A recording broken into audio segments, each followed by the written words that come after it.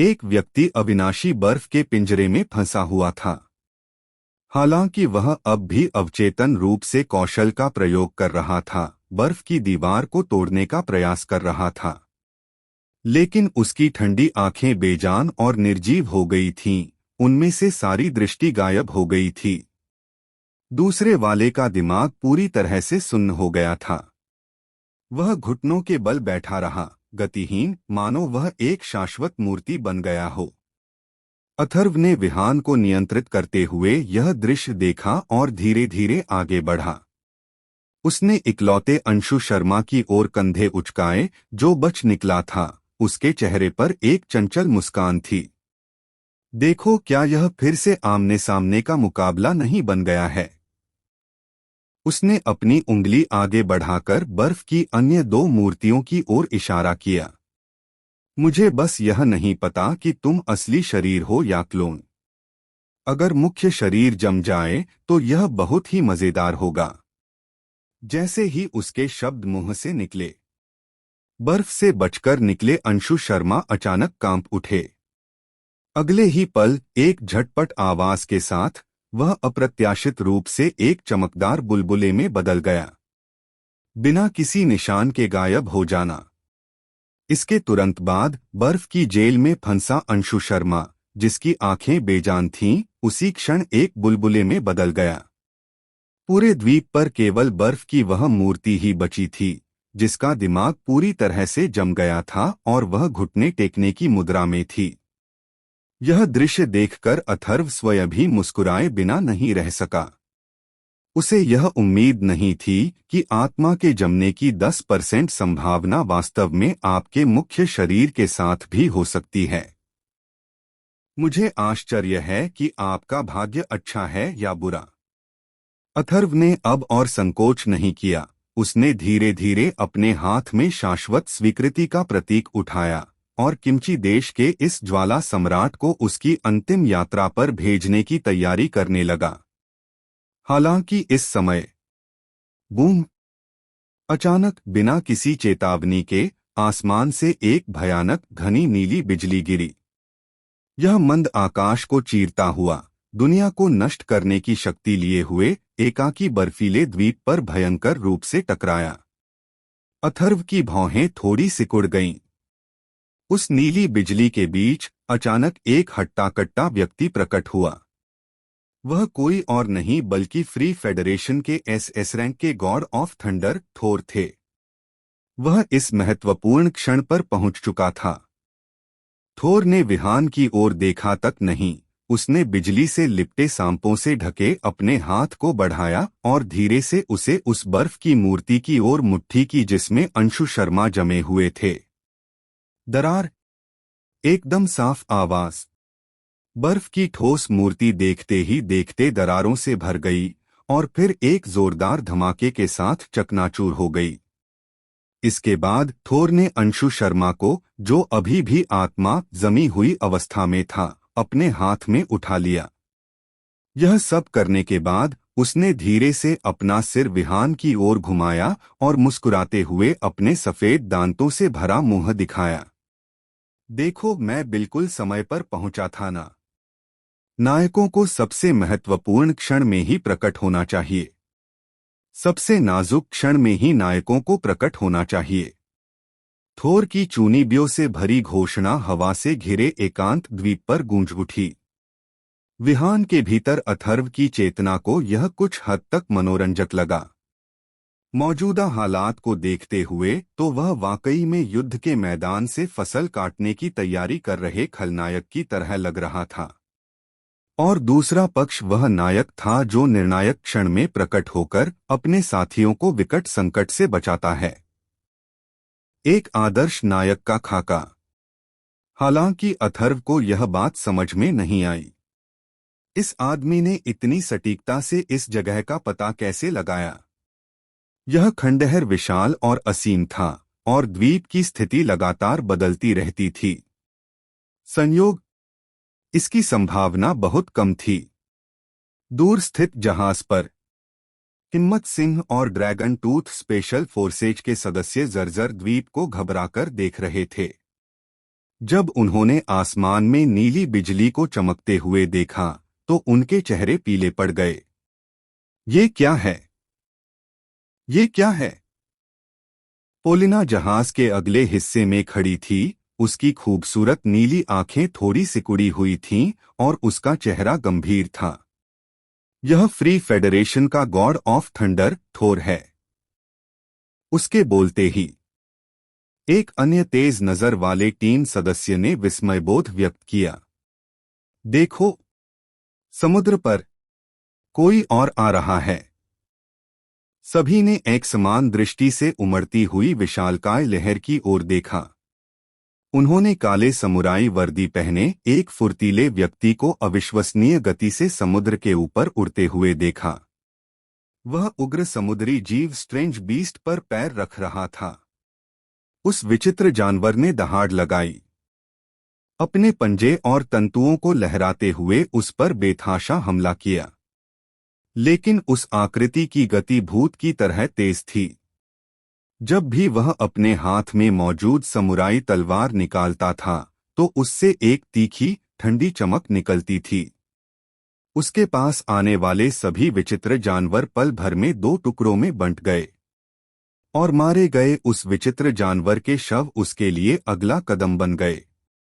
वह विचित्र जानवर के शवों पर कदम रखते हुए जानवरों की लहर के बीच से ऐसे गुजरा जैसे समतल जमीन पर चल रहा हो और तेजी से द्वीप की ओर बढ़ रहा था। ये कौन है? हिम्मत सिंह के कंठ में उभार ऊपर नीचे हो रहा था और उन्हें निगलने में कठिनाई हो रही थी। बबलू मीना का चेहरा और भी बदसूरत हो गया। वह पोशाक, अगर मैं गलत नहीं हूं तो वह सकुरा देश की असुर तलवार दानव तनुश्री की होनी चाहिए। मुक्त संघ सकुरा देश किमची देश। 3 देशों के एसएस श्रेणी के शक्तिशाली जहाज एक ही समय में एक ही द्वीप पर एकत्रित हो गए थे। स्थिति तुरंत प्रतिकूल हो गई। जहाज पर भी माहौल बेहद घुटन भरा हो गया था। सभी ने अनजाने में ही उस सुनहरे बालों वाली खूबसूरत महिला की ओर अपनी निगाहें घुमा लीं, जो जहाज के अगले हिस्से में चुपचाप खड़ी थी। पोलिना ने अपनी बाहों को अपनी छाती पर बांध लिया। उसके खूबसूरत चेहरे पर अब पहले जैसी सहजता और चंचलता नहीं थी। उसने अपनी सुंदर भौहें सिकोड़ी और धीमी आवाज में कुछ बुदबुदाई। मुश्किल। मुझे उम्मीद नहीं थी कि ये तीनों लोग इतनी जल्दी इकट्ठा हो जाएंगे। उन तीनों के पास कोई न कोई ऐसी वस्तु होनी चाहिए जिससे वे खंडहरों में एक दूसरे का पता लगा सकें। अंशु शर्मा ने जरूर इन दोनों को संकट का संकेत भेजा होगा। यह सुनकर हिम्मत सिंह के चेहरे का रंग तुरंत पीला पड़ गया। तो क्या करें? कप्तान अकेले 3 लोगों से लड़ रहा है। वह निश्चित रूप से उनका प्रतिद्वंदी नहीं है। पोलिना ने कोई जवाब नहीं दिया, बल्कि चिढ़कर अपनी चमकदार सुनहरे बालों में उंगलियां फेरने लगी। यह एक अप्रत्याशित स्थिति है। उसने आह भरी और तुरंत एक फैसला लिया। अपना सिर घुमाते हुए उसने अपने पीछे मौजूद चिंतित ड्रैगन टूथ स्पेशल फोर्सेज के सदस्यों पर एक नजर डाली। आप सभी लोग जहाज पर ही रहें, इधर-उधर न घूमें। जिया देश का वह सुंदर युवक यहाँ नहीं मर सकता। मुझे वापस जाकर उसकी मदद करनी होगी। बोलने के बाद वह बिना किसी झिझक के मुड़ी और टीम के सदस्यों की हैरान निगाहों के सामने छलांग लगा दी। उसकी जोशीली आकृति हवा में एक सुंदर चाप बनाती हुई हल्के और कोमल ढंग से उग्र लहरों में वापस समा गई। उस जर्जर द्वीप पर, दोस्त तुम्हें जाग जाना चाहिए, यहाँ सोना मना है। थोर मुस्कुराया और उसकी उंगलियों से कई छोटे बिजली के सांप निकले, जिन्होंने अंशु शर्मा के शरीर पर सटीक प्रहार किया। जिस्ट। अंशु शर्मा का शरीर बुरी तरह कांप उठा और वह दर्द भरी कराह उठा। उन्हें धीरे धीरे होश आ गया। धीरे धीरे उसने अपनी अचंभित आंखें खोलीं। जब उसने अपने सामने उपहासपूर्ण चेहरा देखा तो उसकी तनावग्रस्त नसें आखिरकार शांत हो गईं। उसने राहत की एक लंबी सांस ली और पूरी तरह से जमीन पर गिर पड़ा। लेकिन जब उसकी नजर फिर से दूर विहान पर पड़ी तो उसकी ठंडी आंखें पल भर में अंतहीन आशंका और भय से भर गईं। थोर, तुम्हें सावधान रहना होगा। इस आदमी की ताकत बहुत ही जबरदस्त है। यह सुनकर थोर ने उदासीनता से कंधे उचका दिए। उसने बिजली से लिपटे सांपों से ढके अपने हाथ को आगे बढ़ाया और अंशु शर्मा के कंधे पर जोर से थपथपाया। उसका चेहरा खुलेआम आत्मविश्वास और अहंकार से भरा हुआ था। चिंता मत करो, इस विनाश में कोई भी मेरा प्रतिद्वंदी नहीं होगा। जैसे ही उसने बोलना समाप्त किया, एक काली आकृति भूत की तरह चुपचाप द्वीप के दूसरे छोर पर प्रकट हुई। तनुश्री ने एक हाथ में घोर काली समुराई तलवार पकड़ी हुई थी और अभी अभी मारे गए एक विचित्र जानवर के शव पर कदम रखते हुए समुद्र तट पर मजबूती से उतर गई। उसने धीरे से अपनी तलवार म्यान में डाली, दोनों को थोड़ा झुककर प्रणाम किया और एक ऐसा पोज बनाया जिसे वह बेहद शानदार मानता था। तभी उसने धीरे से अपनी ठंडी आवाज में बोलना शुरू किया। माफ कीजिए, मुझे देर हो गई।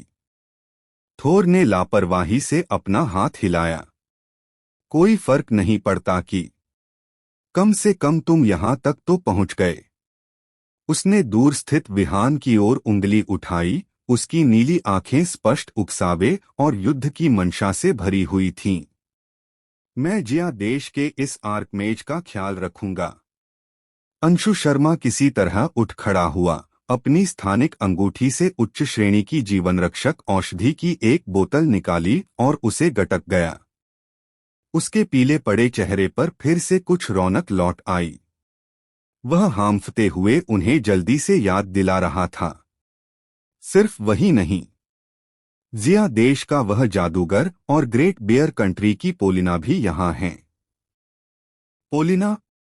यह नाम सुनते ही थोर की आंखें चमक उठीं और उसके चेहरे पर गहरी दिलचस्पी दिखाई दी। ओह, ग्रेट बियर कंट्री से I S class dominator of desire. लोग कहते हैं कि वह बहुत खूबसूरत है। वह मुस्कुराया। ऐसे में तो बेहतर होगा कि हम उससे भी निपट लें। बची हुई बेवकूफ करेन के बारे में चिंता करने की कोई बात नहीं है। एक बार उनसे निपट लिया जाए तो इस खंडहर में मौजूद दिव्य कलाकृति केवल हमारी तीनों देशों की होगी। हालांकि अंशु शर्मा के चेहरे पर गंभीरता बनी रही। उस महिला को कम मत आंकना। उनका पेशा पुरुषों के लिए बहुत ही प्रतिबंधात्मक है। जब तक आपके मन में उसके लिए थोड़ी भी चाहत है, तब तक उसके वश में रहना आसान है। आपको इस बारे में सावधान रहना चाहिए। यह सुनकर थोर ने तिरस्कारपूर्ण ढंग से उपहास किया। थोर ने अनगिनत महिलाओं को देखा है, मैंने किस तरह की महिला को नहीं देखा है। मेरी नजर में महिलाएं हमेशा से खिलौने ही रही हैं। जैसे ही उसने बोलना समाप्त किया, छप छप, पास ही स्थित आग के सागर से अचानक एक मनमोहक आकृति प्रकट हुई। वह एक गोरी महिला थी जिसका शरीर बेहद आकर्षक था। वह धीरे से तैरते हुए बर्फ के एक टुकड़े पर उतरी और अपनी पतली उंगलियों से उसने अपने सुनहरे बालों को धीरे से संवारा, जो समुद्र के पानी से भीग गए थे। पानी की बूंदें उसके सुडौल गालों से फिसलती हुई उसकी लंबी गर्दन पर से गुजरी और अंत में उसकी गहरी दरारों में गायब हो गईं। उसकी नीली आंखें किसी मोहक भंवर की तरह थीं। महज एक नजर किसी भी आदमी को पागल करने के लिए काफी थी। थोर की सांसें तुरंत रुक गईं। उसकी नीली आंखें उस परिपूर्ण आकृति पर टिकी हुई थीं और उसका कंठ अनियंत्रित रूप से ऊपर नीचे हो रहा था। यह देखकर उनके बगल में बैठे अंशु शर्मा ने अपना चेहरा हाथ से ढक लिया। वह कुछ अवाक सा हो गया। इस आदमी ने बड़े आत्मविश्वास से घोषणा कर दी थी कि महिलाएं सिर्फ खिलौने हैं। इस एक मुलाकात में ही उसे ऐसा महसूस हुआ जैसे दूसरे पक्ष ने उसे पूरी तरह से अपने वश में कर लिया हो। पोलिना को वापस आते देख अथर्व ने भी आश्चर्य का भाव दिखाया। तुम वापस क्यों आए हो? पोलिना ने विहान को एक ऐसी मनमोहक मुस्कान दी जो राष्ट्रों को भी गिरा सकती थी। अगर मैं वापस नहीं आया तो क्या मैं तुम्हें सामने खड़े इन 3 लोगों के हाथों मरते हुए देखता रहूंगा?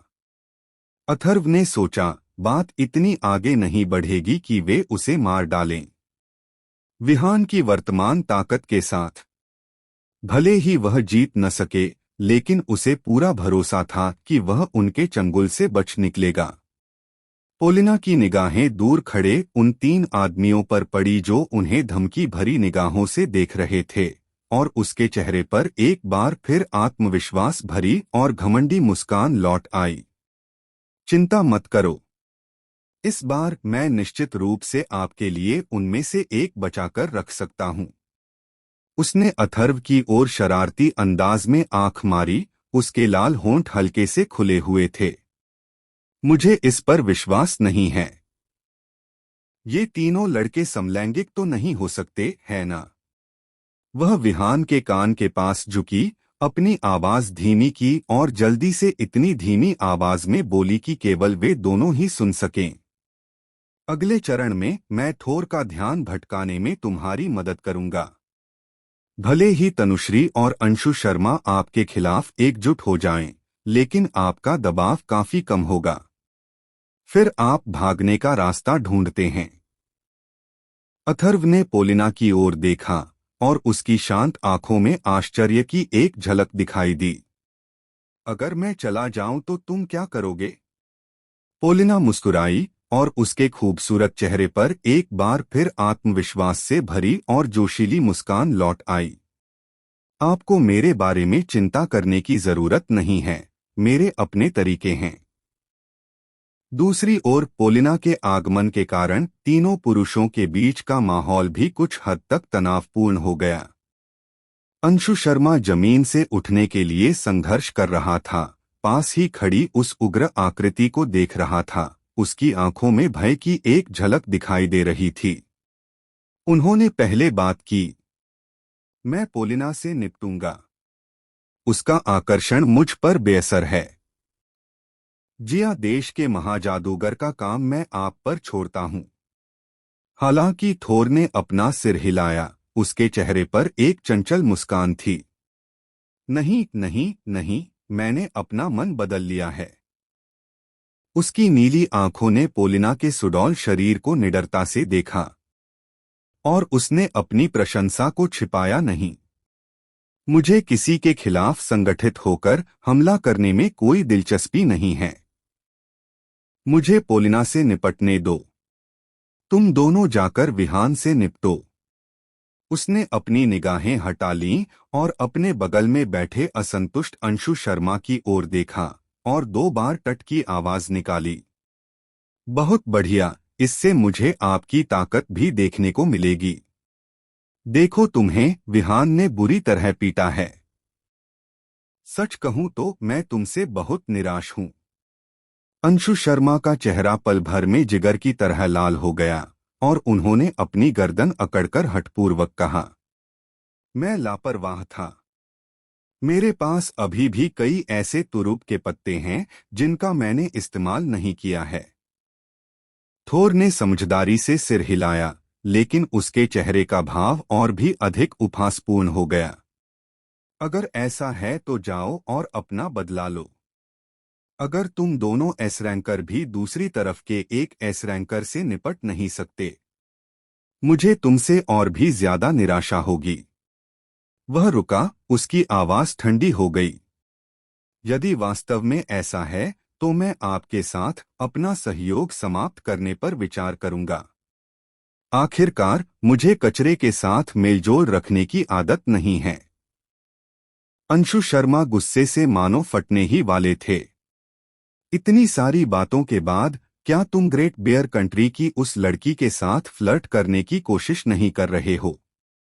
आपकी गणनाएं तो मानो मेरे चेहरे पर ही लग रही हैं।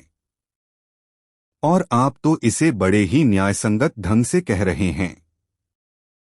दूसरी ओर तनुश्री ने थोर की बातें सुनकर बहुत गंभीरता से सिर हिलाया। उसने शांत भाव से अपने बगल में क्रोध से कांप रहे अंशु शर्मा की ओर देखा और उसकी आवाज स्पष्ट और ठंडी थी। आपका महामहिम अंशु शर्मा, अगर आप इच्छुक नहीं हैं तो आप निःसंदेह अलग रह सकते हैं। मैं श्री थोर को अपने साकुरा देश की तलवारबाजी का प्रदर्शन करूंगा। मैं मात्र एक महाजादूगर हूं, मैं ही काफी हूं। जैसे ही उसके शब्द मुंह से निकले, क्लैंग, खंडहर हो चुके द्वीप में तलवार की एक स्पष्ट आवाज गूंज उठी। तनुश्री के हाथ में मौजूद काली कटाना म्यान से बाहर निकाल ली गई। ब्लेड लंबा और संकरा था, टिड्डे के पंख की तरह पतला, धुंधले आकाश के नीचे एक सर्द रूह कंपा देने वाली ठंडी रोशनी को प्रतिबिंबित कर रहा था। तलवार की मूठ पर बाघ की धारियों जैसी धुंधली जटिल आकृतियां दिखाई दे रही थीं, जो धीरे धीरे बहते हुए मानो जीवित प्रतीत हो रही थीं। तलवार की मूठ पर प्राचीन सकुरा देश की लिपि में दो बड़े अक्षर स्पष्ट रूप से उकेरे गए थे, कोटेत्सु। जैसे ही कटाना म्यान से बाहर निकली, एक अदृश्य अत्यंत तीव्र तलवार की शक्ति का विस्फोट हुआ। ऐसा लग रहा था मानो इस समय आसपास की हवा फट गई हो।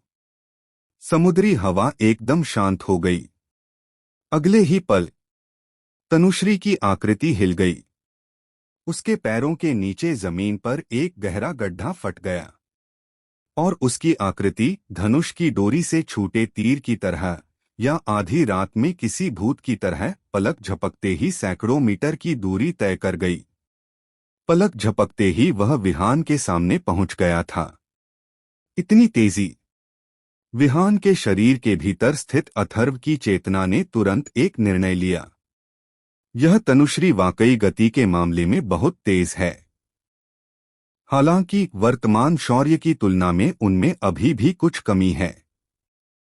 शौर्य द्वारा अपनी दूसरी उन्नति सफलतापूर्वक पूरी कर लेने के बाद वह निश्चित रूप से इस व्यक्ति को पूरी तरह से हराने में सक्षम होगा। सोचते समय भी अथर्व की गतिविधियों में जरा भी लड़खड़ाहट नहीं आई। उसने विहान को शांत भाव से हाथ उठाने के लिए नियंत्रित किया और एक विचार के साथ, आर्केन बैरियर, भनभनाहट। एक पारदर्शी जादुई ढाल ने तुरंत उसे घेर लिया। ढाल बनते ही लगभग तुरंत तनुश्री का तेज वार हुआ। क्लिंक! एकदम साफ आवाज। तनुश्री के हाथ में मौजूद कोटेत्सु ने सटीक रूप से जादुई अवरोध पर प्रहार किया। यह स्पष्ट रूप से सिर्फ एक ही स्ट्राइक थी, लेकिन अथर्व ने देखा कि बिना किसी चेतावनी के 3 घनी क्षति संख्याएं विहान के सिर के ऊपर तैरने लगीं। -31,452, -52,414, -85,471। तीनों क्षति संख्याएं, जिनमें से प्रत्येक पिछली संख्या से अधिक है। सिर्फ एक ही हमले ने विहान से लगभग 170,000 शील्ड पॉइंट्स काट दिए थे। अथर्व चौंक गया। साकुरा देश के इस योद्धा का क्षति पहुंचाने का कौशल अंशु शर्मा से कहीं अधिक था। वहीं दूसरी ओर तनुश्री का सदमा भी अथर्व से कम नहीं था। उसके हाथ में मौजूद कोटेत्सु, यह एक पौराणिक हथियार था जिसे साकुरा देश के समकालीन दिव्य शिल्पकार ओमिया याओतो ने बड़ी मेहनत से उनके लिए विशेष रूप से बनाया था। यह कटाना न केवल अविश्वसनीय रूप से तेज था, बल्कि इसमें 2 बेहद प्रभावशाली विशेषताएं भी थीं।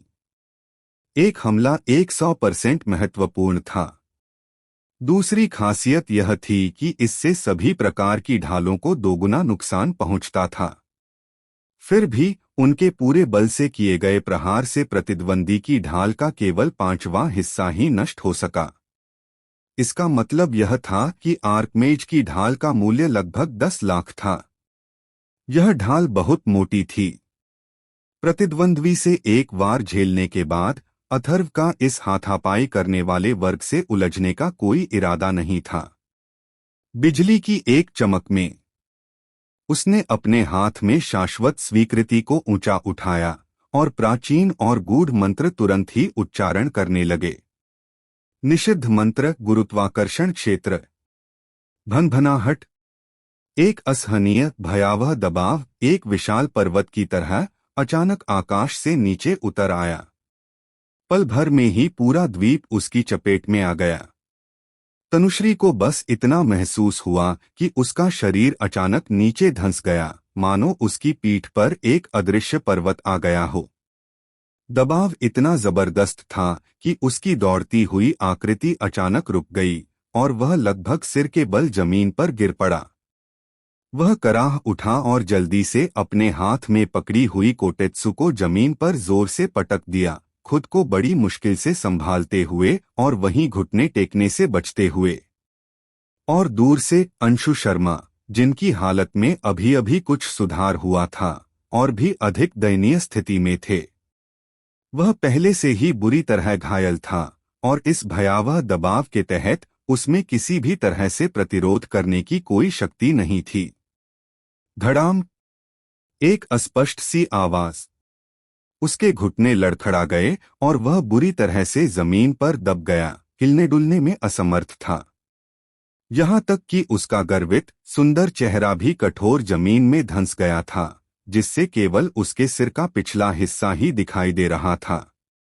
विहान, मैं आज तुम्हें मार डालूंगा। अंशु शर्मा ने क्रोध की एक अस्पष्ट दहाड़ लगाई। उनकी आवाज अंतहीन अपमान और पागलपन से भरी हुई थी। केवल थोर ही मजबूती से खड़ा रहा। उसके चारों ओर मंडराते हुए बिजली के सांप अदृश्य दबाव को पूरी तरह से बेअसर कर देते हैं। उसने थोड़ी हैरानी के साथ विहान की ओर देखा। हालांकि उनकी आंखों में दिख रही हैरानी जल्द ही और भी तीव्र भावना में तब्दील हो गई। वह तो मोह था। वह वास्तव में भारी दबाव को सहते हुए कदमदर-कदम पोलिना की दिशा में बढ़ा। उसके हर कदम के साथ जमीन पर एक गहरा पदचिन्ह बनता जा रहा था, लेकिन उनके चेहरे पर वसंत जैसी मुस्कान छाई हुई थी। वह मुस्कुराते हुए पोलिना के सामने पहुंचा। पोलिना के मनमोहक चेहरे और उसकी बेहद आकर्षक काया को देखकर, हे भगवान! इस क्षण थोर को महसूस हुआ कि वह प्यार में पड़ गया है। उसने अपना गला साफ किया और उसे बेहद आकर्षक लहजे में अभिवादन किया। नमस्कार सुंदर महिला। इतना कहकर उसने बड़े ही शालीनता से पोलिना का कोमल हाथ पकड़ा और उसके पिछले हिस्से को हल्के से चूमा। उसने अपना सिर उठाया। उसकी नीली आंखें ईमानदारी और गहरे स्नेह से भरी हुई थीं। आप सचमुच सबसे आकर्षक महिला हैं जिन्हें मैंने कभी देखा है। पोलिना एक पल के लिए स्तब्ध रह गई, फिर घंटी जैसी मधुर हंसी हंस पड़ी। उसने थोर की ओर एक शरारती नजर डाली। उसकी आवाज बेहद मीठी थी। श्रीमान थोर, आप अब तक मिले सबसे सुंदर सज्जन भी हैं। अंशु शर्मा, जिनका आधा सिर जमीन में धंसा हुआ था, अंततः बड़ी मुश्किल से अपना सिर उठाने में कामयाब हुए। यह दृश्य देखकर वह लगभग मुंह भर पुराना खून थूकने ही वाला था। हम लड़ रहे हैं। बड़े भाई, क्या आप सचमुच वहां प्यार में पड़ रहे हैं? क्या आप भूल गए कि आपने अभी क्या कहा था? क्या औरतें सिर्फ खिलौने हैं? अब तुम मदमस्त कुतिया की तरह क्यों व्यवहार कर रही हो? इस प्रकार इस जर्जर एकांत द्वीप पर दो विचित्र दृश्य सामने आए, जिनकी शैलियां पूरी तरह से भिन्न थीं। एक तरफ जीवन और मृत्यु का संघर्ष था जो दुनिया को तबाह कर सकता था। दूसरी ओर चांदनी रात में कोमल स्नेह का भाव था। अथर्व विहान को नियंत्रित करते हुए जरा भी नहीं हिचकिचाया। उसने हल्के से अपने पैर की उंगलियों को जमीन पर थपथपाया और उसका शरीर एक भूत की तरह पीछे की ओर तैरने लगा, जिससे सकुरा देश के तलवारबाज से पल भर में दसियों मीटर की दूरी बन गई। इसके तुरंत बाद उसने एक बार फिर अपने हाथ में शाश्वत प्रतिबंध का प्रतीक चिन्ह उठाया। निषिद्ध मंत्र 1000 मील की बर्फीली सी दरार। तीसरी बार तापमान शून्य के आसपास पहुंच गया। भयानक ठंडी ऊर्जा, जैसे कोई बांध टूट गया हो, तनुश्री की ओर बेतहाशा बढ़ गई। और दूसरी तरफ थोर पोलिना का कोमल हड्डी रहित छोटा हाथ पकड़े हुए बर्फ से ढके द्वीप के किनारे टहल रहा था। उसने पास ही मौजूद भयानक ठंडी ऊर्जा को पूरी तरह से नजरअंदाज कर दिया, जो आत्मा को जमा देने के लिए काफी थी, और उसने अपने उस साथी को भी नजरअंदाज कर दिया जो जमीन पर पड़ा हुआ था और हिलने डुलने में असमर्थ था। उनकी नीली आंखों में केवल यही अद्भुत सुंदरता समाई हुई थी जो उनके सामने खड़ी थी। क्या तुम जानती हो मेरी प्यारी? थोर की आवाज कोमल और मोहक थी। हमारे स्वतंत्र संघ में कई लड़कियां मुझे पसंद करती हैं, लेकिन मैंने उन सभी को एक एक करके अस्वीकार कर दिया। मुझे पता था कि वे मेरे नियति के साथी नहीं थे। मैं ऐसे व्यक्ति के प्रकट होने का इंतजार कर रहा था। वह रुका, मुड़ा और पोलिना की नीली नीलम जैसी आंखों में गहराई से देखने लगा। मेरे प्रिय, हालांकि यह एक घिसापिटा वाक्य लगता है, मैं अब भी पूछना चाहता हूं, क्या आप पहली नजर में प्यार पर विश्वास करते हैं? पोलिना के चेहरे पर प्रसन्नता और आश्चर्य का भाव बिल्कुल सही समय पर दिखाई दिया। उसने अपना सिर थोड़ा नीचे झुकाया, उसके गोरे गालों पर एक मनमोहक लाली छा गई, और उसकी आवाज मच्छर की भिनभिनाहट जितनी कोमल थी। सच कहूं तो मुझे भी पहले इस पर विश्वास नहीं था, जब तक मैंने तुम्हें नहीं देखा था। हाँ? तनुश्री के मुख से अचानक एक जोरदार दहाड़ निकली। अपनी ओर आती भयानक ठंडी ऊर्जा का सामना करते हुए उसने बचने का कोई इरादा नहीं दिखाया। उसने अपने घुटनों को थोड़ा मोड़ा, अपने शरीर को नीचे किया और इयाइजुत्सु की एक मानक मुद्रा अपना ली। उसके शरीर से तलवार की शक्ति का चरम रूप से संघनित रूप से विस्फोट हुआ।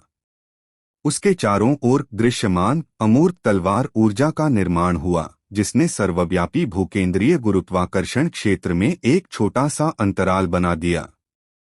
एक तलवार शैली गहन सत्य याई स्लैश प्लैंग। तलवार की एक झलक। 100 मीटर लंबी अर्धचंद्राकार तलवार की ऊर्जा, जो अत्यधिक संघनित थी, बिजली की तरह रात के आकाश को चीरती हुई अचानक बाहर निकली। हर चीज को जमा देने की क्षमता रखने वाली भयानक ठंडी ची तलवार की ची के संपर्क में आते ही वास्तव में दो हिस्सों में बंट गई। बूम! तलवार की ऊर्जा और ठंडी धारा के बीच भीषण टकराव हुआ, जिससे एक कान फाड़ देने वाली गर्जना उत्पन्न हुई। इस भयानक ऊर्जा के प्रभाव से पूरा द्वीप बुरी तरह कांप उठा, मानो वह किसी भी क्षण पूरी तरह से ढह जाएगा। अत्यधिक दबाव को सहते हुए तनुश्री बड़ी मुश्किल से धीरे धीरे विहान की दिशा में आगे बढ़ी। उसके हर कदम के साथ बर्फ में एक गहरा पदचिन्ह बनता जा रहा था। उसकी कठोर निगाहें विहान की आकृति पर टिकी रहीं, जो स्पष्ट रूप से भयावह हत्या के इरादे से भरी हुई थीं। यह देखकर भी अथर्व का चेहरा हमेशा की तरह शांत और अविचलित रहा, क्योंकि बर्फ से संबंधित कौशल इस व्यक्ति से थोड़े समय में निपट नहीं सकते थे। फिर वह दूसरे प्रकार का इस्तेमाल करने लगता। उसने एक बार फिर अपने हाथ में शाश्वत प्रतिबंध का प्रतीक उठाया। उसके मुख से प्राचीन और गूढ़ मंत्रों का उच्चारण धीमी गति से हो रहा था।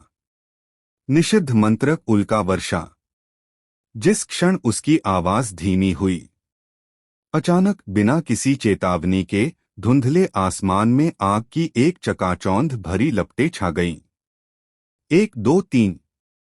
भयंकर ज्वालाओं से घिरे हुए कुल 8 विशाल उल्कापिंड, मानो किसी दिव्य देवता का क्रोध हो, बादलों को चीरते हुए निकले और विश्व विनाशकारी शक्ति के साथ उस जीर्णशीर्ण द्वीप की ओर गिर पड़े।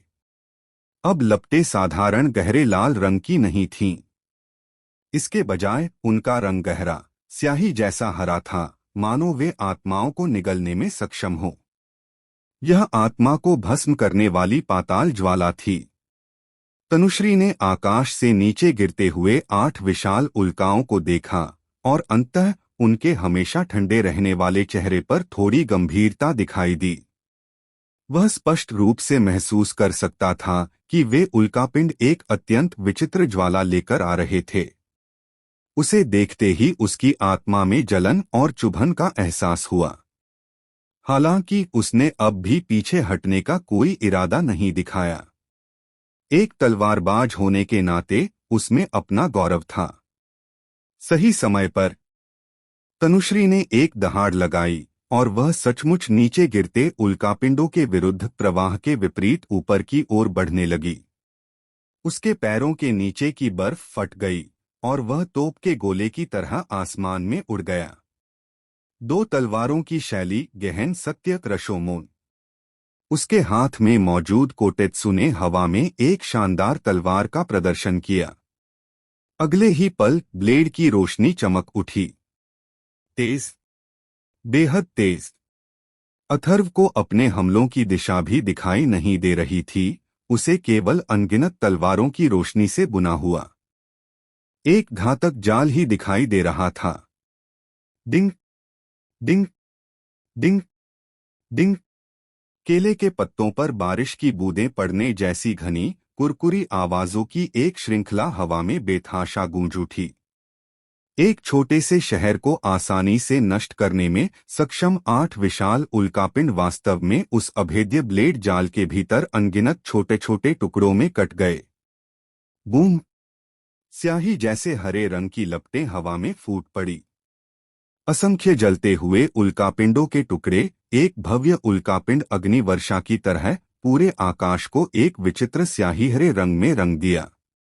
तनुश्री की आकृति धीरे धीरे हवा से नीचे उतरने लगी। वह एक हाथ से अपनी तलवार पकड़े हुए बर्फ पर मजबूती से उतरा। उसके कपड़ों पर जरा सी भी सिलवट नहीं थी। हालांकि उनका गंभीर चेहरा थोड़ा पीला पड़ गया था और उनकी सांसें थोड़ी तेज हो गई थीं। स्पष्ट है कि उस आखिरी कदम का उन पर काफी बुरा असर पड़ा था। वाह, कितना सुंदर है! जैसे ही थोर ने आकाश में स्याही जैसे हरे रंग की उल्कापिंडों की बारिश को नाचते हुए देखा, उसका चेहरा और भी अधिक उत्साहित हो गया। उसने अपना सिर पोलिना की ओर घुमाया। उसकी नीली नीलम जैसी आंखें स्पष्ट विजय से भरी हुई थीं। मेरी प्यारी, क्या तुमने वह देखा? ये वो अनोखे पटाखे हैं जो मैंने आपके लिए तैयार किए हैं। क्या आपको यह पसंद है? पोलिना, वह सचमुच गुस्से से फटने ही वाली थी। उसने गहरी सांस ली, अपने दिल में उमड़ रही हंसी को जबरदस्ती दबाया और अपने चेहरे पर एक प्यारी सी मुस्कान लाने की कोशिश की। मुझे यह पसंद है। श्री थोर, आप बहुत दयालु हैं। एक जोरदार आवाज के साथ तनुश्री ने काले कोटेत्सु को बर्फ में जोर से धंसा दिया और बड़ी मुश्किल से खुद को संभाल पाया। वह हांफ रहा था, दर्द के मारे उसका सख्त चेहरा थोड़ा विकृत हो गया था। हालांकि उसकी पिछली चाल रशोमोन ने सभी उल्कापिंडों को साफ सुथरा काट दिया था, फिर भी भयानक गहरे हरे रंग की लपटें कीड़ों की तरह उसकी तलवार और पीठ से चिपकी हुई थीं और भयंकर रूप से जल रही थीं। -1452, -1587, -1499। उसके सिर के ऊपर लगातार छोटे छोटे क्षति चिन्ह दिखाई देते रहे। उसे इस नुकसान की परवाह नहीं थी। जिस बात ने उसे वास्तव में असहज कर दिया वह यह थी कि हर बार जब आग की लपटें उठती थीं तो उसके साथ एक आत्मा को भेदने वाला दर्द होता था जो उसकी हड्डियों तक गहराई तक जाता था। इस भावना ने उसे लगभग पागल कर दिया था। जैसे ही वह तीव्र दर्द सहन करने और एक और हमला करने वाला था, तभी चुपचाप उसके पीछे एक आकृति प्रकट हुई। यह अंशु शर्मा थे। हिलो मत! उसके पीछे से एक ठंडी आवाज आई। तनुश्री को सहज रूप से प्रतिशोध में अपनी तलवार चलाने की इच्छा हुई, लेकिन अंततः उसने उस इच्छा को दबा दिया। उसे यह आभास हो गया था कि उसके पीछे खड़े व्यक्ति का इरादा जान से मारने का नहीं था। अगले ही पल अंशु शर्मा ने हाथ बढ़ाकर तनुश्री की पीठ पर हाथ रख दिया। उसने अचानक अपना मुंह खोला और गहरी सांस ली। भूश! उसके मुंह से एक भयानक चूषण बल फूट पड़ा। तनुश्री को लगा कि उसकी पीठ हल्की हो गई है। गहरे हरे रंग की ज्वालाएं जो कीड़ों की तरह उससे चिपकी हुई थीं, वास्तव में अंशु शर्मा के शरीर में पूरी तरह से समा गईं। जैसे ही आत्मा को भस्म करने वाली पाताल ज्वाला समाहित हुई, अंशु शर्मा के घाव तेजी से और स्पष्ट गति से ठीक होने लगे। उनके पहले से ही आकर्षक चेहरे पर एक बार फिर से स्वस्थ रंगत लौट आई। वह धीरे धीरे सीधा हुआ और अपनी ठंडी निगाहें दूर स्थित विहान की ओर घुमाईं। दिलचस्प! इस आदमी का न केवल एक अलौकिक बर्फ के साथ बल्कि एक अलौकिक आग के साथ भी विलय हो गया है। यह दृश्य देखकर अथर्व ने अपनी आंखें सिकोड़ लीं। फ्लेम एम्परर क्लास में वास्तव में कुछ अनूठी विशेषताएं थीं। यहाँ तक कि दूसरों द्वारा छोड़ी गई पराई आग को भी वह अवशोषित करके स्वयं को पुनर्जीवित कर सकता था। इस दृष्टिकोण से देखा जाए तो अंशु शर्मा अन्य अग्नि तत्व के जादूगरों के सामने लगभग एक अनसुलझी हस्ती थे। आगामी युद्ध में उल्कापिंड अग्नि वर्षा कौशल का उपयोग नहीं किया जा सकेगा। दूसरी ओर तनुश्री ने अपना सिर हिलाया और महसूस किया कि आत्मा को भेदने वाला दर्द आखिरकार गायब हो गया है। उन्हें पहले से कहीं अधिक स्पष्ट मस्तिष्क का अनुभव हो रहा था। वह धीरे से मुड़ा और अंशु शर्मा को थोड़ा झुककर प्रणाम किया। धन्यवाद। अंशु शर्मा ने अपना सिर हिलाया। उनके चेहरे पर फिर से वही ठंडे भाव आ गए। चलो मिलकर इसे जल्दी खत्म करते हैं। इस आदमी की ताकत बहुत अधिक है, हम उसे कम नहीं आंक सकते। तनुश्री ने उनकी बातों पर चुपचाप सिर हिलाया। उसने अब अत्यधिक बलवान बनने की कोशिश नहीं की। पिछली मुठभेड़ के बाद उसे इस बात का गहरा एहसास हो गया था कि जिया देश का यह महाराज वास्तव में कितना भयानक था। अगर अंशु शर्मा ने समय रहते हस्तक्षेप करके उसे अपने ऊपर लगी अजीब लपटों से निपटने में मदद न की होती तो शायद वह अपनी आत्मा के लगातार जलने से पराजित होने से पहले ज्यादा देर तक टिक नहीं पाता। चलो साथ चलते हैं। अंशु शर्मा ने धीमी सी गुर्राहट निकाली। जैसे ही उसकी आवाज धीमी हुई, उसने एक बार फिर अपने जैसे दिखने वाले दो क्लोन प्रकट कर दिए। तीनों आकृतियों ने लगभग एक साथ अपनी लाठियां ऊंची उठाईं और मंत्रों का जाप करने लगे। इसी बीच तनुश्री का रूप एक बार फिर काले प्रेत में बदल गया, कोटेत्सु को पकड़े हुए, और तेजी से विहान की स्थिति की ओर दौड़ पड़ा। गर्जन! ड्रैगन की दहाड़ से आकाश कांप उठा। इस बार ज्वालाओं के अलौकिक नीले सागर से प्रकट होने वाले अग्नि ड्रैगन की संख्या 100 से अधिक हो गई। वे घनी आबादी में थे, आकाश और सूर्य को ढक रहे थे और पूरे खंडहर द्वीप को पूरी तरह से अपने घेरे में ले रहे थे। अथर्व की भौहें थोड़ी सिकुड़ गईं। उसने विहान को नियंत्रित किया, जादुई अवरोध को बनाए रखते हुए लगातार निषिद्ध मंत्र 1000 मील बर्फ की मुहर का प्रयोग किया और बर्फ का उपयोग करके अंथीन अग्नि ड्रैगन और मायावी सकुरा देश के तलवारबाज को रोकने का प्रयास किया। हालांकि एसएस रैंक के दो शक्तिशाली अधिकारियों के संयुक्त हमले के तहत वह धीरे धीरे नुकसान में चला गया। अंशु शर्मा के अग्नि ड्रैगन असंख्य थे, अनंत थे। तनुश्री के वार बहुत तीखे थे और हर बार वे जादुई अवरोध के सबसे कमजोर बिंदु पर सटीक प्रहार करते थे। विहान के शरीर पर लगी ढाल तेजी से टूट रही थी।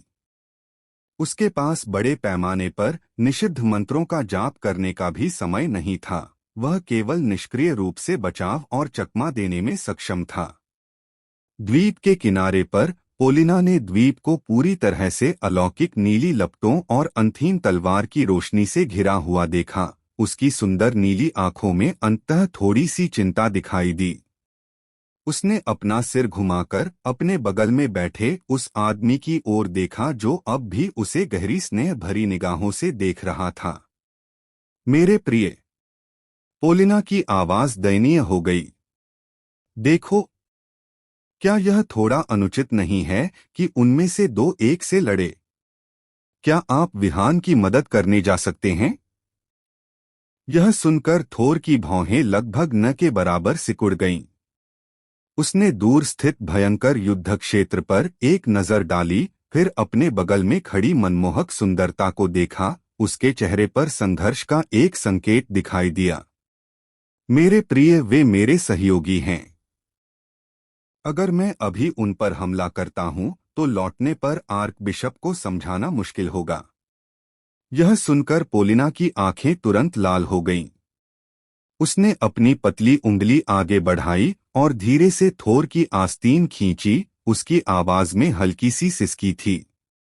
लेकिन लेकिन जिया देश का वह सुंदर युवक भी हमारा सहयोगी है। क्या हम बस यूं ही देखते रहेंगे कि वे दो बेशर्म लोग मिलकर उस पर हमला कर दें? श्री थोर, क्या आपको इस तरह का बदमाशी भरा व्यवहार सबसे ज्यादा नापसंद नहीं है? थोर के चेहरे पर और भी स्पष्ट रूप से अनिश्चितता दिखाई दे रही थी, लेकिन उसका शरीर गतिहीन रहा। यह देखकर पोलिना ने मन ही मन आह भरी। ऐसा प्रतीत होता था कि थोर की ताकत अभी भी बहुत अधिक थी। हालांकि उसकी मोहक शक्ति, आकर्षण उसे उसके प्रति गहरा स्नेह महसूस करा सकती थी, लेकिन यह उसे पूरी तरह से उसकी आज्ञा मानने या यहाँ तक कि अपने ही गुट के साथ विश्वासघात करने के लिए पर्याप्त नहीं थी। वो कमीना कैलें, कौन जाने वह कहाँ भाग गया। अगर वो बेवकूफ यहाँ होता तो वो बस आदेश दे देती और वो बिना किसी झिझक के उन दोनों से जान की बाजी लगाकर लड़ने के लिए दौड़ पड़ता। विहान की ताकत के साथ मिलकर वे तनुश्री और अंशु शर्मा को आसानी से हरा सकते थे। लेकिन अब योजनाएं वास्तव में बदलावों के साथ तालमेल नहीं बिठा पा रही थीं। जिस समय पोलिना मन ही मन विहान को जल्दी से पीछे हटने के लिए प्रेरित कर रही थी, उसी समय द्वीप पर दोनों की ओर से बढ़ते हुए भयंकर हमलों को देखते हुए अथर्व का दिमाग तेजी से काम कर रहा था। विहान वास्तव में काफी दबाव में था, क्योंकि उसे एक ही समय में एसएस रैंक के दो शक्तिशाली नेताओं का सामना करना पड़ रहा था।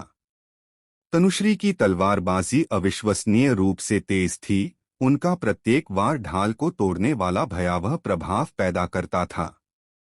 दूसरी ओर अंशु शर्मा की अग्नि ड्रैगनों की अंधीन सेना ने पूरे द्वीप को आग के सागर में बदल दिया, जिससे लगातार उसकी ढाल का मूल्य कम होता गया। हालांकि आर्केन बैरियर का कूलडाउन बहुत कम था, फिर भी इसके टूटने का खतरा बना रहता था। इस तरह निष्क्रिय रूप से बचाव करते रहने पर हार तो तय थी। हालांकि उनके पास एक ऐसा तुरुप का पत्ता था जो पूरी तरह से स्थिति को पलट सकता था, लेकिन अभी इसका इस्तेमाल करने का समय नहीं आया था। उस तुरुप के पत्ते को सबसे नाजुक क्षण के लिए बचाकर रखना था। अथर्व की निगाहें द्वीप के बाहर फैले गहरे समुद्र पर टिक गईं, जो अलौकिक नीली लपटों से जगमगा रहा था। राक्षसों का ज्वार लगातार उमड़ता जा रहा था। उसे अचानक एहसास हुआ कि वह सचमुच मूर्ख था। किसने कहा था कि लड़ाई इसी मनहूस द्वीप पर होनी चाहिए? स्पष्ट रूप से समुद्र ही उसका गृह क्षेत्र था। यह सोचकर अथर्व मुस्कुरा उठा। तनुश्री के तीखे वारों और दर्जनों दहाड़ते हुए अग्नि ड्रैगन को फिर से करीब आते देख विहान के शरीर पर मौजूद जादुई सुरक्षा कवच पहले से ही नाजुक स्थिति में था। हालांकि इस बार उन्होंने सीधे तौर पर विरोध करने का विकल्प नहीं चुना। वह अचानक मुड़ा और उन दोनों की अचंभित निगाहों के बीच पीछे की ओर छलांग लगा दी। लॉक! एक हल्की सी आवाज के साथ विहान की आकृति पल भर में नीचे मौजूद अनगिनत उग्र जानवरों की काली धारा में पूरी तरह समा गई। तनुश्री और अंशु शर्मा के सभी हमले चूक गए। हिंसक तलवार की ऊर्जा और अग्नि ड्रैगन ने पहले से ही जर्जर हो चुकी बर्फ की सतह पर जोरदार प्रहार किया। बूम! इस भयानक ऊर्जा के प्रभाव से पूरा द्वीप बुरी तरह कांप उठा और टूटकर बिखर गया। बर्फ के बड़े बड़े टुकड़े टूटकर समुद्र की तलहटी में डूब गए। तनुश्री ने उफनती समुद्री सतह को आश्चर्य और अनिश्चितता से भरकर देखा। क्या यह आदमी पागल है? नीचे समुद्र उग्र लहरों से भरा हुआ था। सीधे समुद्र में कूदना मौत को गले लगाने से कम नहीं था। यह देखकर अंशु शर्मा ने तिरस्कारपूर्ण मुस्कान बिखेरी। मुझे इतनी जल्दी उसे एक ऐसे मोड़ पर लाने की उम्मीद नहीं थी जहां से आगे कोई रास्ता न हो। उसने सचमुच आत्महत्या करने के लिए समुद्र में छलांग लगा दी। उसने अलौकिक नीली लपटों से ढके समुद्री क्षेत्र को देखा और उसके चेहरे पर एक क्रूर मुस्कान आ गई। बिल्कुल सही, दोनों ही स्थिति में मौत ही है। इससे कोई फर्क नहीं पड़ता कि वह हमारे हाथों मारा जाए या उन निर्दयी दरिंदों द्वारा टुकड़े टुकड़े कर दिया जाए। तनुश्री ने कोई जवाब नहीं दिया। उसने चुपचाप कोटेत्सु पर अपनी पकड़ और कस ली। उसकी कठोर निगाहें समुद्र की सतह पर टिकी हुई थीं। हालांकि उनके दिल में थोड़ी सी बेचैनी पैदा हो गई। समुद्र में विहान के असंख्य विचित्र जीवों से घिरे होने और एक दर्दनाक चीख निकालने का अपेक्षित दृश्य घटित नहीं हुआ। समुद्र के नीचे का क्षेत्र असामान्य रूप से शांत था। खून का एक अंश भी नहीं निकला। तभी उफनती समुद्री सतह के नीचे से एक आकृति धीरे धीरे उभरी। यह विहान था। उन्होंने अब भी अपना शांत और संयमित व्यवहार बनाए रखा था और उनके शानदार तारा चंद्रमा वस्त्र पर एक भी शिकन नहीं थी। उसे देखकर भयंकर समुद्री जीव ऐसे हो गए मानो उन्होंने कोई भूत देख लिया हो। वे दहशत भरी चीखें निकालते हुए घबराकर चारों दिशाओं में भागने लगे। वहां कुछ विशालकाय जानवर भी थे जो समय रहते बचने में असमर्थ होने के कारण एक दूसरे से टकरा गए, जिससे दृश्य काफी हास्यास्पद हो गया। इस दृश्य को देखकर द्वीप पर तनुश्री और अंशु शर्मा पूरी तरह से स्तब्ध रह गए। क्या हो रहा था? उन विचित्र जानवरों ने उस पर हमला क्यों नहीं किया? इस समय विहान के चौड़े तारा चंद्रमा वस्त्र के नीचे उसका एक हाथ मजबूती से बड़ी कांस्य कुंजी को पकड़े हुए था। उसका दूसरा हाथ धीरे धीरे आगे बढ़ा। उसने अपनी उंगली से द्वीप पर खड़े दो अचंभित लोगों की ओर धीरे से इशारा किया। उसके चेहरे पर स्पष्ट उकसावे और चंचलता का भाव था, मानो वह कह रहा हो, हिम्मत है तो इधर आओ। तनुश्री का ठंडा कठोर चेहरा बेहद गंभीर था। क्या चल रहा है? उसकी आवाज कर्कश थी और भ्रम से भरी हुई थी। पानी में रहने वाले ये अनोखे जीव उस पर हमला क्यों नहीं करते? इसके बजाय वे उससे बहुत डरे हुए प्रतीत होते हैं।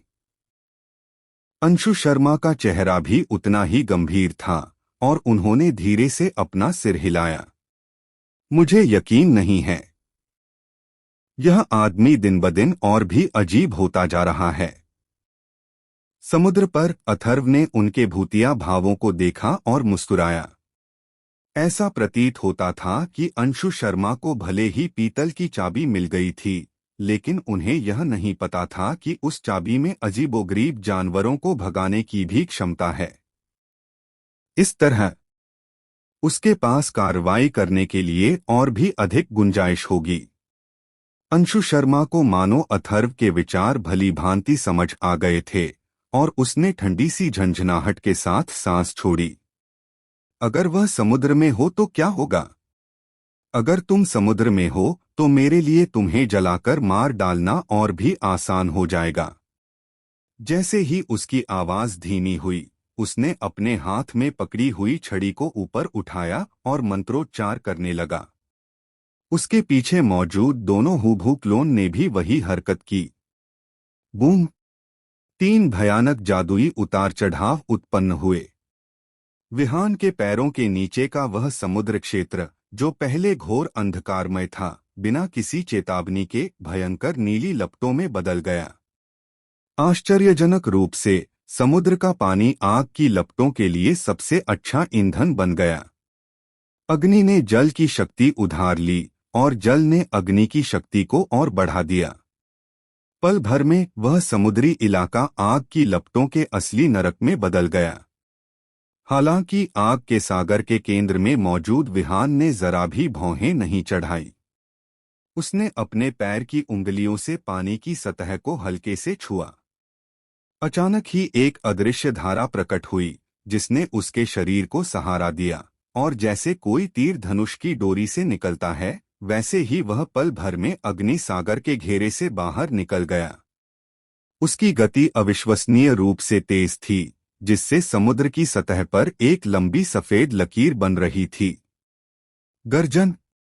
नीली ज्वालाओं से संघनित दर्जनों विशालकाय अग्नि ड्रैगन उग्र अग्नि सागर से दहाड़ते हुए निकले और निर्दयतापूर्वक उसका पीछा करने लगे। लेकिन विहान का शरीर बहुत ही फुर्तीला था। वह समुद्र की सतह पर आगे पीछे ऐसे चल रहा था मानो अपने ही घर के पिछवाड़े में टहल रहा हो। वे शक्तिशाली दिखने वाले अग्नि ड्रैगन उसके कपड़ों के किनारे को भी छू नहीं सके, इससे पहले कि वह आसानी से उन्हें पीछे छोड़ दे। द्वीप पर तनुश्री ने यह देखकर एक और ठंडी फुफकार मारी। उसके हाथ में मौजूद कोटेत्सु से एक स्पष्ट तलवार की गर्जना निकली। अगले ही पल उसके पैरों के नीचे की बर्फ की सतह फट गई। वह तोप के गोले की तरह सीधे उग्र आग उगलती समुद्री सतह पर उतरा, लहरों पर चलता हुआ तेजी से विहान के स्थान की ओर दौड़ा। यह दृश्य देखकर अथर्व लगभग हंसते हंसते लोटपोट हो गया। क्या सकुरा देश के सभी समुराई इतने सीधे सादे होते हैं? उन्हें सिर्फ सीधे हमला करना आता है। हालांकि विहान विदेशी जानवरों के हमले से बचने में सक्षम था, तनुश्री ऐसा नहीं कर सकी। जानवरों की भीड़ के बीच उसकी खूंखार आकृति अंधेरी रात में एक प्रकाश स्तंभ की तरह थी, जिसने तुरंत सभी विचित्र जानवरों का ध्यान आकर्षित किया। गर्जन, फुफकार, खून की गंध सूंघते हुए शार्क की तरह असंख्य समुद्री जीव जंतु उसकी ओर मुड़े और उन्माद में उसकी ओर झपटे। पंजे, नुकीले दांत, टेंटेकल्स, जहर। कुछ समय के लिए भयंकर तूफान की तरह कई हमलों ने तनुश्री की आकृति को पूरी तरह से डुबो दिया। तनुश्री का चेहरा पल भर में बेहद गंभीर हो गया।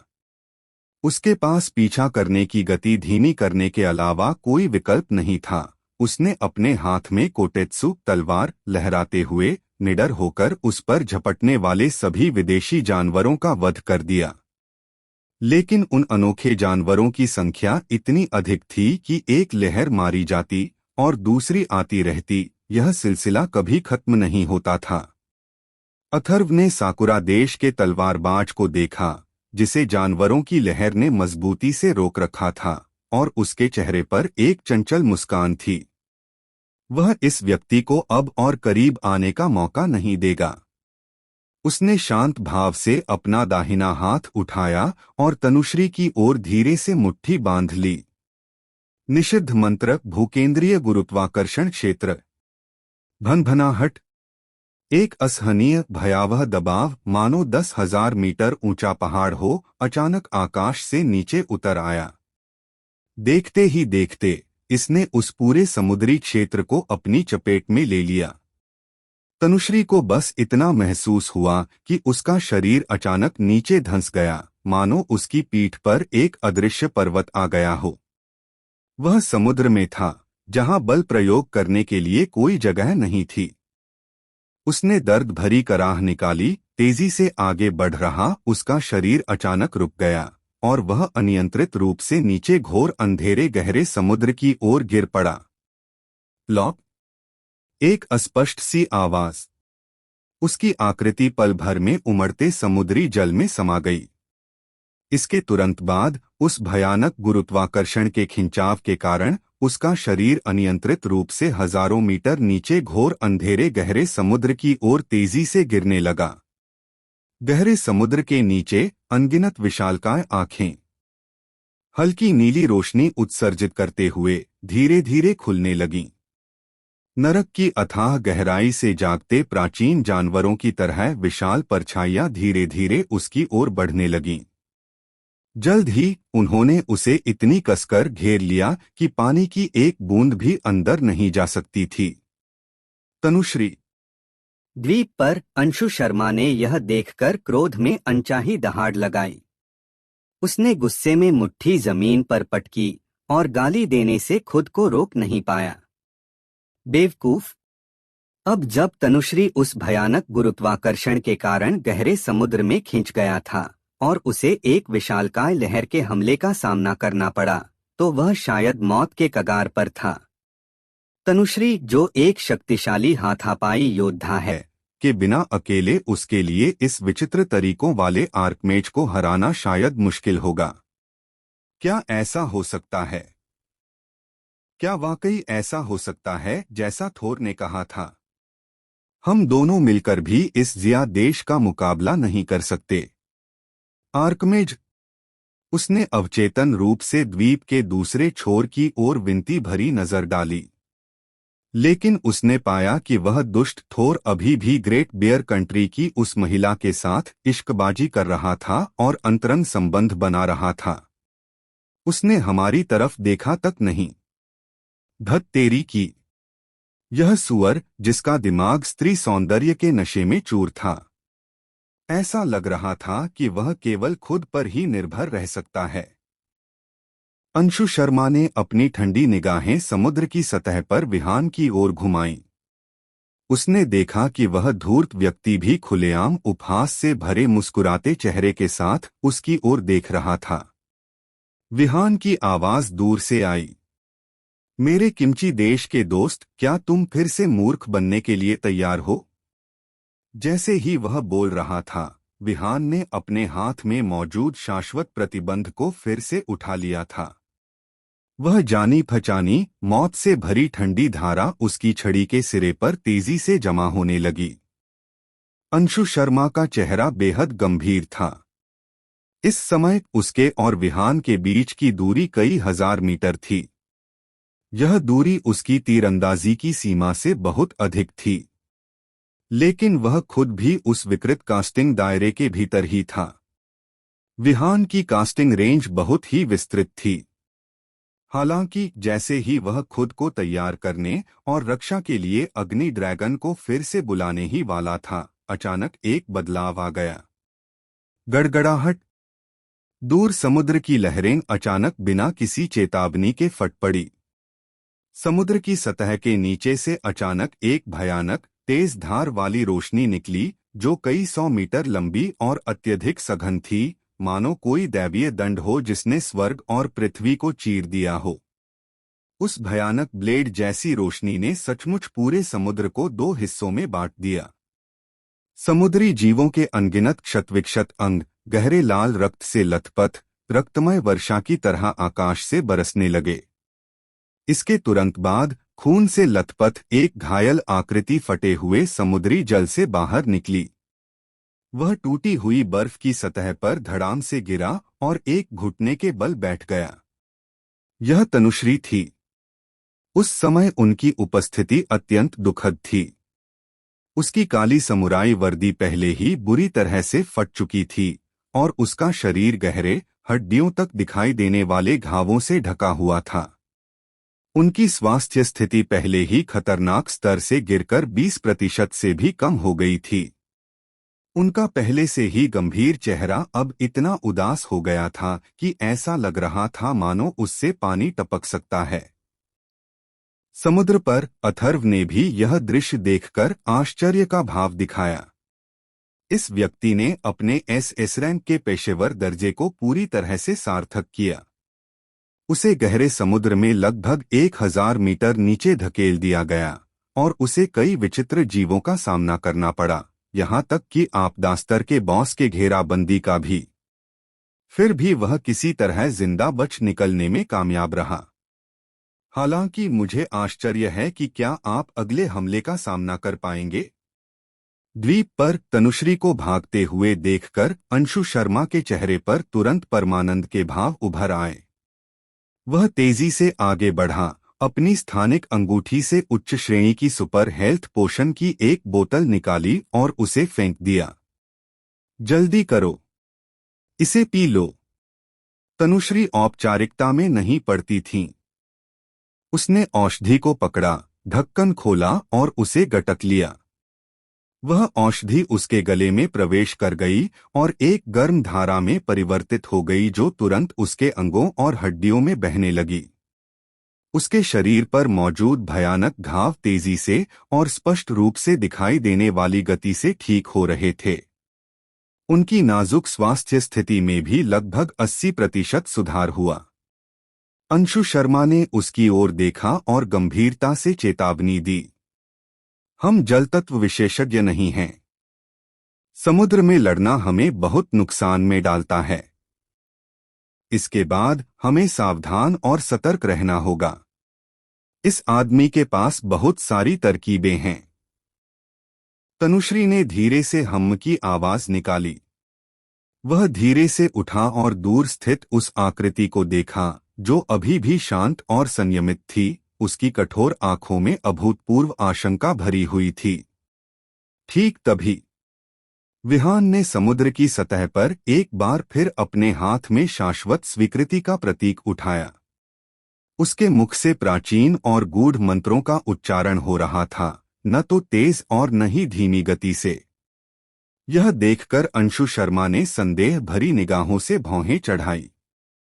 सावधान रहो, यह आदमी अपनी अंतिम शक्ति का प्रदर्शन करने वाला है। शायद यह वही विशाल बवंडर है। धत तेरी की, क्या इस बंदे के स्किल का कूलडाउन बहुत जल्दी हो जाता है? दूसरी ओर पोलिना ने दूर स्थित उस आकृति को देखा जो एक और बड़ा हमला करने की तैयारी कर रही थी। उसका चेहरा भी आक्रोश से भरा हुआ था। ये पागल आदमी, उसे जाने के लिए कहा गया था, तो फिर वो जा क्यों नहीं रहा? आखिर वो क्या सोच रहा है? क्या वह सचमुच अकेले ही 2 SS रैंक के शक्तिशाली योद्धाओं से मुकाबला करने की योजना बना रहा है? अगले ही क्षण विहान का जाप समाप्त हो गया। हालांकि उनका सामना अपेक्षित तेज हवाओं से नहीं हुआ, बल्कि विशाल लहरें उमड़ रही हैं। निषिद्ध मंत्र उमड़ती विशाल लहरें। जिस क्षण शब्द मुंह से निकले, इस समय ऐसा लग रहा था मानो पूरा समुद्री क्षेत्र पूरी तरह से क्रोधित हो गया हो। गड़गड़ाहट। समुद्र तल के नीचे से अचानक सैकड़ों मीटर ऊंची एक विशालकाय लहर उठी, मानो कोई जागृत प्राचीन समुद्री देवता हो। इसने आसमान को ढक लिया, अपने साथ एक ऐसी भयानक शक्ति लिए हुए जो सब कुछ कुचलने में सक्षम थी, और उस सुनसान टूटे फूटे द्वीप की ओर तेजी से बढ़ गया। अंशु शर्मा और तनुश्री ने उस भयावह दृश्य को देखा, मानो कोई प्राकृतिक आपदा आ गिरी हो। उनके पहले से ही गंभीर चेहरे पल भर में पीले पड़ गए। बिना सोचे समझे उन्होंने एक साथ अपनी सबसे शक्तिशाली रक्षात्मक क्षमताओं का प्रदर्शन किया। नीला अग्निरोधक दीवार, एक तलवार शैली, गहन सत्य, निर्मल दर्पण, शांत जल। हालांकि दुनिया को तबाह करने वाली उस विशाल लहर के सामने उनका प्रतिरोध बहुत ही कमजोर और शक्तिहीन प्रतीत हुआ।